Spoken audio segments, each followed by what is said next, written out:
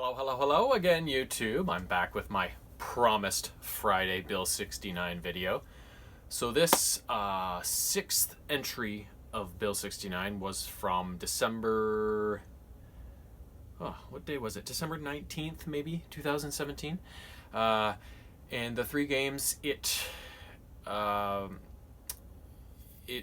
encompasses are some interesting ones. The first one was based on a TV show, kind of a sports TV show from, I'm guessing it was like the late 1980s, maybe the early 90s. I don't remember exactly if I was watching that show towards the end of public school or once I got into high school, because that's kind of where my public school ended, right at the end of the 80s, and high school started right at the beginning of the 90s. So that's kind of where I base whether things are 80s or 90s.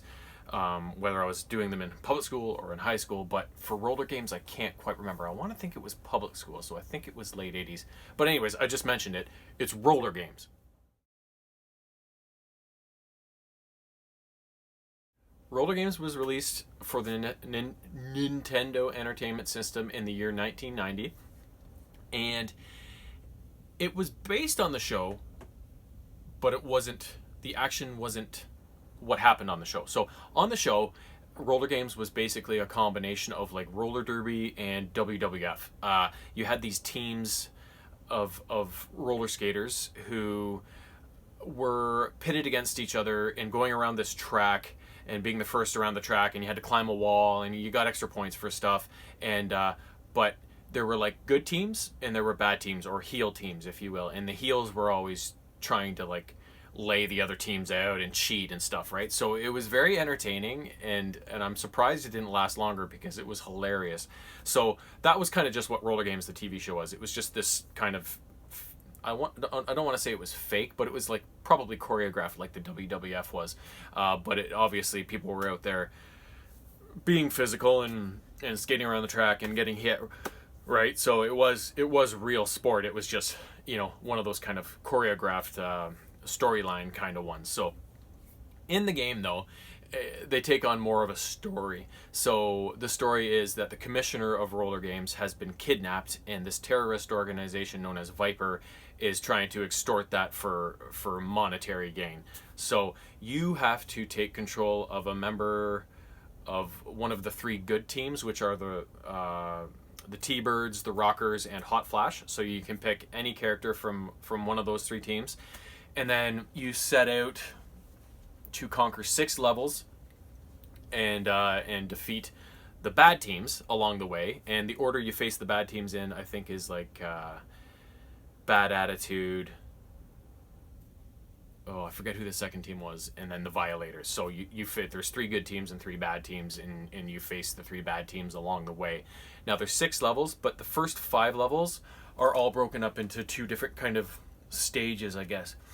The first one is more of like a free roaming, figure out the level sort of thing, and defeat enemies. Whereas the second one, you're kind of on a broken highway, making your way to the next level's destination. And so in the first level, or first section of each level, it's more you control the pace. You go where you want to, when you want to, and explore how you want to. But in the second one, the screen is moving at a pretty rapid pace, and you just kind of have to react to, environmental objects like the barriers that have been put up, or potholes, or chasms that you have to jump, or whatever, and the odd enemy that flies through like a bird or whatever. And so it's 2 different kind of very different parts of each stage.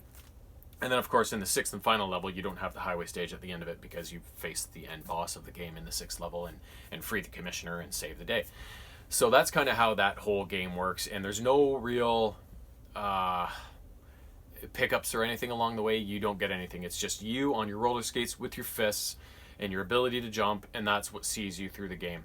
So there's the enemies are mostly members of the other 3 teams. I don't know why I'm tired, because I'm not really doing anything. But you face the other members of the teams. There are the odd like animal, like I mentioned, birds and stuff. You face those, but a lot of the difficulty in this game is the environmental hazards. You can fall into water, into hole, into whatever. And it's really, and because you're on roller skates, you're not just walking or running, right? You're rolling, so every time you go somewhere, you've got a bit of glide to it. So you got to get used to the controls on it. But this was an outstanding game. I got this game pretty early on in my Nintendo career, and it was one of those games that I used to play quite a bit. And I don't think I know I got to the end guy when I was a kid, but I don't believe I ever beat it. So this was kind of one of those games that I've had a few of them already. With that, it was like we played this game a lot as kids, never beat it, so it was kind of like this coming of age for this game, right, where we finally were able to conquer it all these years later and add it to our completed games list.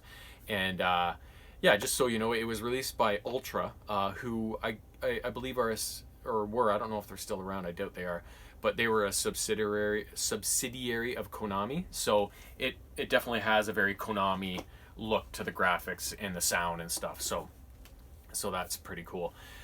The second game is one that this would be on my favorite games of all times list, as I mentioned yesterday, because the Disney series of games is one of my favorite, and they were all made by Capcom. So the game in question, the first Disney game we got around to with our Bill 69 quest, was the original Chip 'n Dale's Rescue Rangers. This game was outstanding. Being a Capcom title, the graphics, the sound, the gameplay, just the whole premise behind it, the look, the feel, everything about it is awesome. And it takes a direct feed from the Chip 'n Dale Rescue Rangers TV show, and a very normal kind of plot line. So there's this neighborhood girl named Mandy. Sorry, oh, what the hell's wrong with me? A neighborhood girl named Mandy whose little kitten has gone missing, and the Rescue Rangers are like, we'll find that cat. And so they embark on this mission to find this cat, and in the end they find out that this is all a plot engineered by Fat Cat, their arch enemy, to get Gadget close to his clutches so he can kidnap Gadget and use her to invent all sorts of cool gadgets for him and his evil machinations, I guess. So as you go through the game, there's, I believe, 11 total levels, but it's more like a choose your own path sort of thing, kind of like the third edition of Golden Axe. You're able to branch off at certain parts and take whichever route you want. So to beat the game, I think the minimum amount of levels you have to complete is 8. And although if you want to go back and play all 11 levels to beat the game, you can, and that's what we did because we love the game so much. We played all the levels, and so everything in this game is big, right? So you're just a little chipmunk, and it's 2-player, of course. You control Chip and Dale, and so everything's oversized. So like you're on the city streets in a back alley, so everything, the fences are tall. You're up on the power lines, running across power lines. You're in a forest. A lot of them take place inside a building, so you're in a diner and a library, so all the books and everything and the dishes are huge. So they make some really cool environmental themes that you have to run through, and different things you have to do, like turning off water and stuff like that. That can damage you. So there's of course a lot of environmental pitfalls because you're just a little chipmunk, whereas normal things that wouldn't concern a human greatly concern a little chipmunk, right? So you have to avoid those things or deal with them. And there's also many enemies of Fat Cat. You know, there's snakes, there's robotic dogs, there's all sorts of stuff. So there are some pickups. I kind of forget what they are. I think there's some for your health. And then you can also pick up like apples and throw apples and stuff like that. So there's some interactivity in the game with various things. And yeah, other than that, you can you make it through all those levels and face down Fat Cat in his warehouse and stop his scheme and save the day. Like I said, this one of my favorite games of all time. I remember I never had it as a kid, but Simon and Josh did. So anytime I went over to Civ's house to play games, like they always knew I was requesting that game at some point during the day or night. Like, let's play Rescue Rangers. And everybody always wanted to play it too because it's super fun and it's 2 players. So it was always more fun to play 2-player games than 1-player games. So if you have never checked out Rescue Rangers, I highly recommend it. It is so much fun. Now, the last game of this series is actually, it was originally an arcade game, and it's kind of insane. And it was ported to the Nintendo Entertainment System in 1991, I believe. And I think it was released by Acclaim. And it is Smash TV.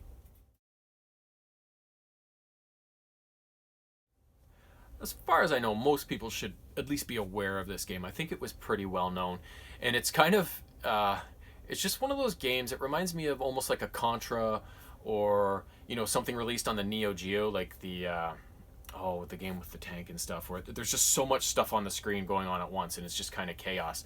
The plot of it is really neat. You're a game show contestant on this show called Smash TV, and the only problem is it's violent. It's kind of like the Running Man, right? You're put into this studio with a live audience, and you're forced to fight all of these forces that come at you. There's soldiers and robotic drones and mutant creatures, and you have to fight them all, and along the way collect all of the cash and prizes that are spawned through all your fighting, and then eventually make it through this maze of rooms to fight the end boss of that certain level. So in total there's three levels in the game, so there's not many, but there are a number of rooms to each level, and at the end of each level you have to face the boss, and the bosses are crazy. The first one's like this half tank, half man thing. Like there's a man on top of the tank that he's kind of fused to, and then the next one's like this floating head named Scarface, and the last one is actually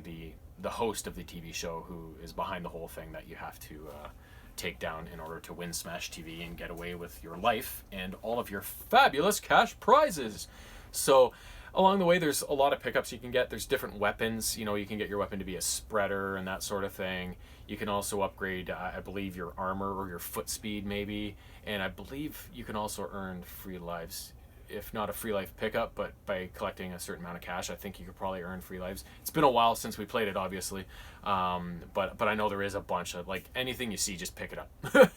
And it's chaos too, so you can't even, there's so much going on the screen that you can't even really a lot of the time think about, oh, do I want that pickup or not, because by the time you say that to yourself, you're dead, right? So it's just an insane premise for a game, an insane action on the game.